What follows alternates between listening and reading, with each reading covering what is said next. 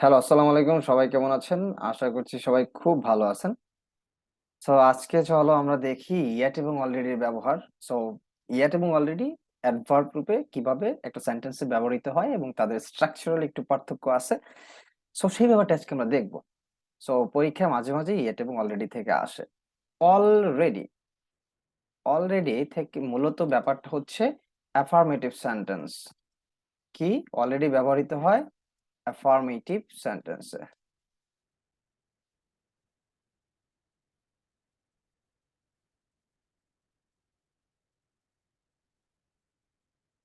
আরেকটা হচ্ছে ইয়েট। ইয়েটটা কি মিনিং দেয়? এটা হচ্ছে negative sentence and questions. Negative sentence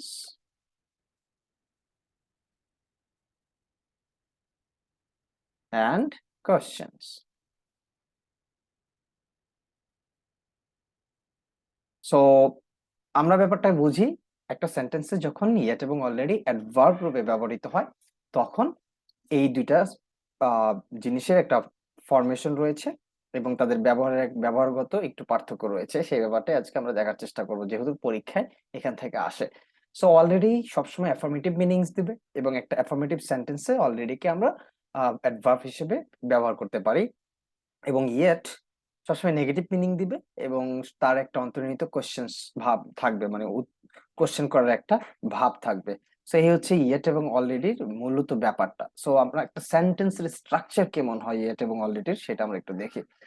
so সেন্টেন্সের স্ট্রাকচারটা এরকম হয়, যেমন subject plus have has, subject plus have or has, plus already, plus কি already, plus verb in past participle. ভার্বের পাস্ট পার্টিসিপল। সো এই যে যে ভার্বের পাস্ট পার্টিসিপল এবং হ্যাজ, এই দুটোর মাঝখানে আমরা অলরেডি কে ব্যবহার করতে পারি। অর্থাৎ আমরা যদি অলরেডি এর আগে ব্যবহার করি বা ভার্বের পাস্ট পার্টিসিপলের পরে ব্যবহার করি বা শব্দের শেষে ব্যবহার করি, সেটা কমপ্লিটলি রং হবে।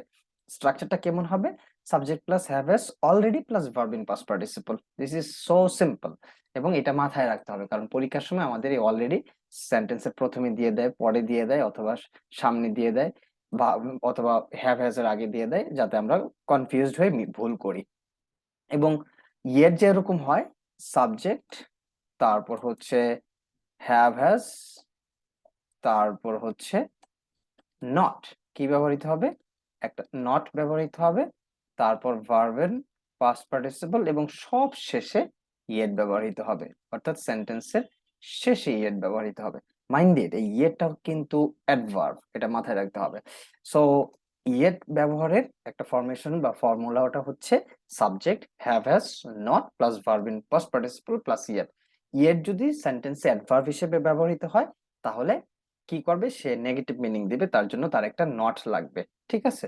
দ্যাট ইজ, এটাই হচ্ছে মূলত ইয়াটের ফর্মুলা আর কি। ঠিক আছে, এবার যদি আমরা কয়েকটা এক্সাম্পল দেখি, তাহলে আমাদের জন্য একদম ক্লিয়ার হয়ে যাবে এবং খুব সহজেই পরীক্ষায় আমরা কি করতে পারবো? অ্যান্সার করতে পারবো।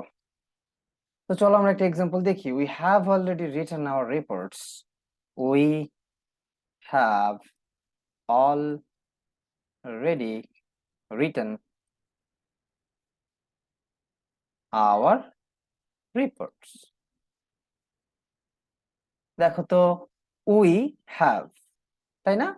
তারপর হচ্ছে এটা যেহেতু প্রেজেন্ট পারফেক্ট টেন্স, সো তারপর আমরা কি করলাম? হ্যাভ এর পরে একটা পাস্ট পার্টিসিপল নিয়ে আসলাম।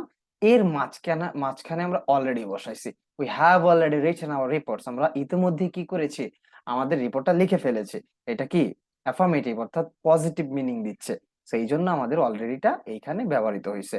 সো আমরা অলরেডি বুঝতে পারলাম অলরেডির ব্যবহারটা কিভাবে হয় সেন্টেন্সে। এবার যদি আমরা একটা সিম্পল ইয়েটের একটা এক্সাম্পল দেখি, এই এক্সাম্পলটাই যদি দেখি, উই হ্যাভেন্ট, কারণ আমরা জানতাম উই হ্যাভ মানে subject plus have has plus not. So we have not অথবা উই হ্যাভেন্ট রিটেন,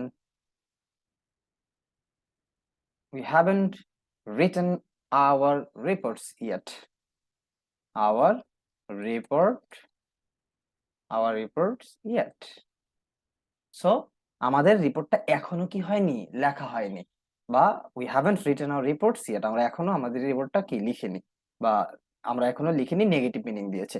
সো যেহেতু সেন্টেন্সটার মিনিংটা নেগেটিভ এবং এখনো যেহেতু লেখা হয়নি, দ্যাট মিন্স এটার একটা কোশ্চেন বোধক বা একটা কোশ্চেন্স আসতেছে যে কেন লেখা হয়নি, বা এরকম একটা প্রশ্ন থাকে। সো এই হচ্ছে ইয়েটের ব্যবহার। ইয়েট অলওয়েজ সেন্টেন্সের শেষে ব্যবহৃত হবে।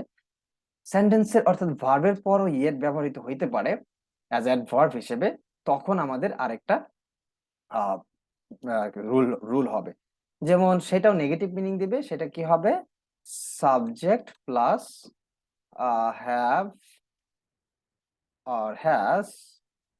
এটা হচ্ছে প্রেজেন্ট পারফেক্ট টেন্সের ক্ষেত্রে, সবগুলাই প্রেজেন্ট পারফেক্ট টেন্সের ক্ষেত্রে ইয়েট প্লাস ভার্বের ইনফিনিটিভ। ভার্বের কি হবে? ইনফিনিটিভ হবে, verb of infinitive. So subject plus have has yet plus verb of infinitive, অর্থাৎ ইয়েটের পর একটা টু আসবে। সেটাও কিন্তু মূলত আগে আমরা যেই ফরমেশনে ইয়েটের ব্যবহার দেখেছি, similar kind of similar meaning দেবে, বাট এটার ফরমেশনটা ডিফারেন্ট। সাবজেক্ট প্লাস ভার্বের পরেই কি চলে আসবে? ইয়েট চলে আসবে, এবং তারপরে একটা ইনফিনিটিভ ইনফিনিটিভ আসবে। যেমন John has yet to learn the material. John has yet to learn the material. Material. So দেখো তো, John has yet to learn the material. John এখনো কি এটা শেখা শেষ করেনি, এখন শেখা শেষ হয়নি। সো ওইটাই আগে আমরা যে যেরকম ছিল সেরকমই। এটা যদি আমরা আগের মতো করতাম, John hasn't written the material yet. John এখনো কি করেনি? ম্যাটেরিয়ালটা শেখা শেষ করেনি। সো ব্যাপারটা সেইরকমই। আমরা চাইলে ইয়েটের পরে কি করতে পারি? একটা ইনফিনিটিভ আনতে পারি, তারপর ভার্বের বেস ফর্ম, তারপর হচ্ছে বাকিটা। অথবা আমরা হ্যাজ এর পরে যেটা করতে পারি, একটা নেগেটিভ ওয়ার্ড আনতে পারি, নট, তারপর হচ্ছে ভার্বের পাস্ট পার্টিসিপল, তারপর অবজেক্টের পরে শেষে আমরা ইয়েট বসাইতে পারি। দিস ইজ হচ্ছে ইয়েট এর ব্যবহার। কিন্তু ইয়েট কিন্তু আরেকটা বিষয় আছে। ইয়েট যখন অ্যাডভার্ব হিসেবে ব্যবহৃত হবে, ইয়েট এবং অলরেডি যখন অ্যাডভার্ব হিসেবে ব্যবহৃত হলো, তখন কিন্তু তাদের ব্যবহারটা এরকম। কিন্তু ইয়েট কিন্তু কনজাংশন হিসেবে ব্যবহৃত হইতে পারে, অর্থাৎ সে দুইটা সেন্টেন্সকে, কমপ্লিট ক্লজকে কানেক্ট করতে পারে। তখন কিন্তু সেই ইয়েট কিন্তু অ্যাডভার্ব না, তখন সেটা হচ্ছে কি? কনজাংশন। সো এই জায়গায় কনফিউজ হওয়া যাবে না। যেমন I don't have, I don't have the money, yet yet I really need the computer. I